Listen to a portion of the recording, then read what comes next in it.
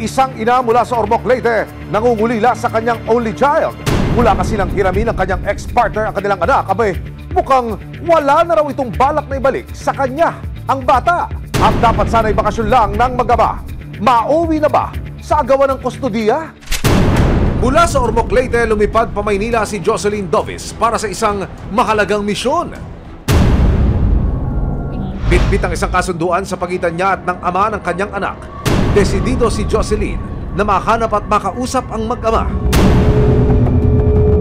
Sobrang hirap po ng naramdaman ko po na gustong-gusto ko pong puntahan agad yung bata or hanapin. Tinatanong ko po yung address kung nasaan po. Ayaw niya pong ibigay. Kwento ni Jocelyn, December 19, 2023. Dumalaw sa Ormoc City ang dati niyang karelasyon at ama ni Patricia na si Elvin Ordin para hiramin ang kanilang anak. So, hiniram niya po ito for Christmas and New Year. Yun po yung pangako niya sa akin. Ibabalik niya po after ng New Year yung bata. Sa akin po, para lang po magkaroon ng bonding sila ng bata, inalaw ko po yun. Sa kasunduan nila Jocelyn at Elvin na pareho nilang nilagdaan sa kanilang barangay hall sa Ormoc, nakasaad na ibabalik ni Elvin si Patricia ng January 3, 2024.